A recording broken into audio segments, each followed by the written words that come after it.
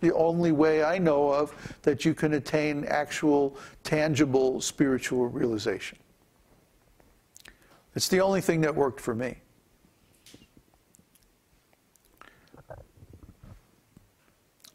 Any more questions? Yes, and there's a question from Tiago. Babaji, what do you think made your godbrothers stop following the devotional life? I imagine they were all sure about this path at the time of initiation. Oh, sorry, I had the mic turned off. Let me repeat the question. Oops. Sorry, the mic was turned off. Question from Tiago. What made your godbrothers stop following the devotional life? I imagine they all were sure about this path at the time of initiation. Maybe, but what were they sure about? Were they sure about the nature of pure devotional service? Ahaitaki apratihata, unmotivated and uninterrupted? Or were they thinking, oh, well, we'll do this service as long as ISKCON takes care of us. And if ISKCON doesn't take care of us, then, we won't do it anymore. To me, it seems like they were thinking the latter. They were thinking, well, as long as we have a place to stay, free food, nice place to do kirtan and all like that, as long as it's convenient, then we'll do this service. But if ISKCON falls apart and we all get kicked out and our little false egos get all bruised, then we'll just drop it and we'll go back to the way we were before. See, that's what happened. But then there were a few of us who said, no, wait a minute. I'm not going to let this stop me. I'm not going to let this discourage me. Somehow or other, I'm going to pull out of this. And I'm going to go on with my service. I'm going to go on with my spiritual life. I'm going to continue to do my service and preach and please Śrīla Prabhupāda. And even if I die in the attempt, at least I kept up my integrity. I kept my promise. How can we expect Krishna to keep his promise or to keep Prabhupada's promise if we don't keep our side of the promise? See? That's why the name of this is the eternal promise. Because if our promise was really spiritual, then it will be eternal and unconditional. Ahaitaki apratihata, unmotivated and uninterrupted. That is the qualification of anything eternal. If I'm motivated, that means my service is conditional. Hey, well, as long as it's really cool to be a devotee and I get free room and board, then I'll be some kind of devotee. But if it's like people are insulting me and people are criticizing me and people are discouraging me and I don't get my free room and board and I have to do something, I have to work for a living and then I have to associate with all these karmis and blah, blah, blah, then, it's too much trouble to be a devotee, just forget it. That's what my godbrothers went through. So I don't think they were actually sincere. I don't think they were actually making a promise to do pure devotional service. I don't think they were making a promise to do uninterrupted, unmotivated devotional service. I think they were doing conditional devotional service. There's a term for that. I went over it the other day. It's called sopadika bhakti. Sopadika means conditional devotional service. I'll do devotional service as long as this condition and that condition and this other condition and so on and so forth. And if those conditions aren't there, then I won't do it. This is conditional devotional service. See? So as long as everybody is nice to me, and as long as I get my prasadam every day on time, and so on and so forth, then I'll be a devotee, no problem. But if it starts to be, too much inconvenience or too much pain or too much difficulty, then, well, maybe I'll just drop it,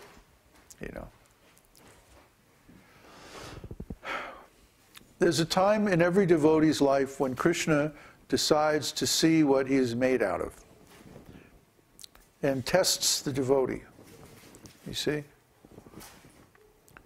I went through, the whole time I was in ISKCON, basically, I was in Saturn period.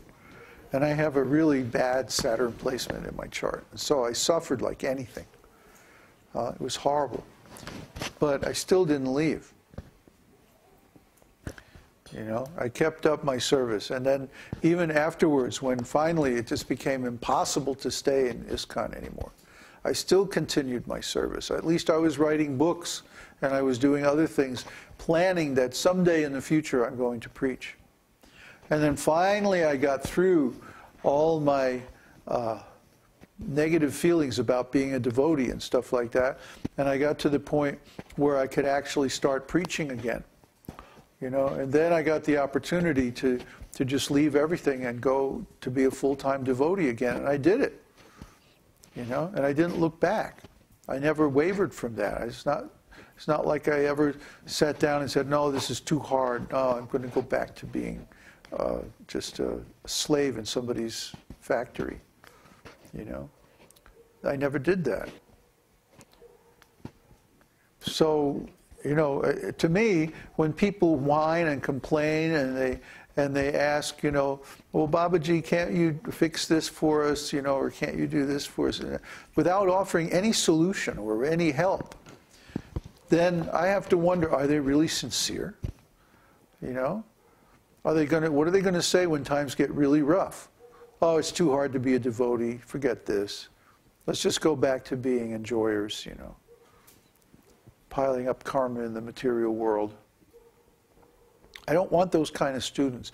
I don't want those kind of followers. It's better that they leave. It's better that they go away now.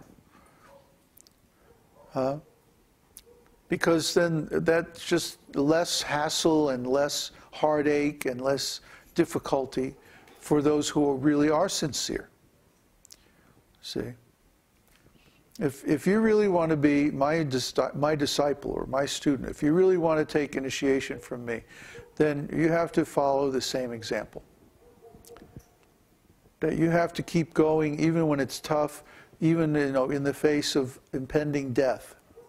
You know, I had a heart attack in an ISKCON temple in Bombay in 1980, what was it, 86 or 87.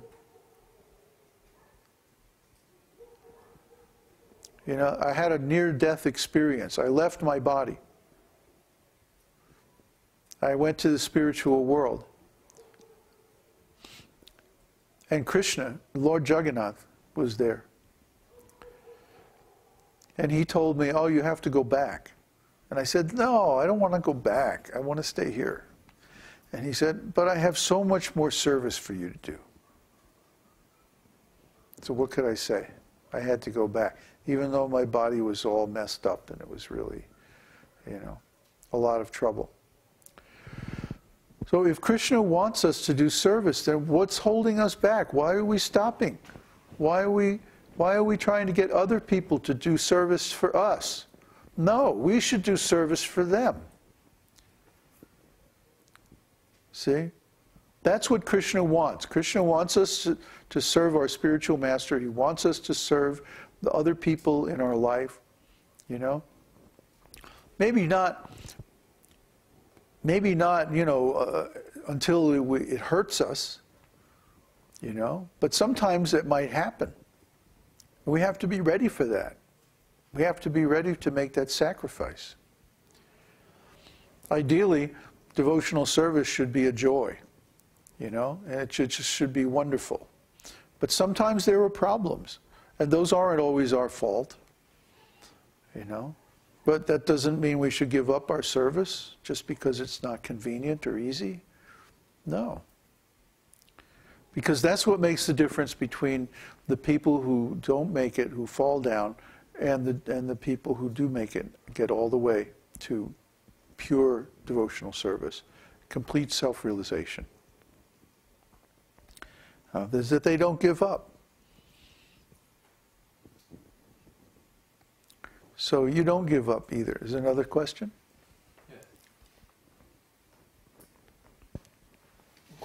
Question from Tiago.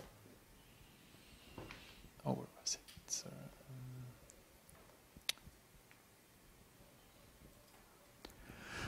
I'm pretty sure I want to serve Krishna. How can I be of help being neophyte? I'm not sure the best way to help Krishna and you at this stage. Well, our objective right now is to establish a monastic community in a safe place in India. So what we need right now is for people to invest in this community, to help us get it off the ground, to get it going. And then we need people to come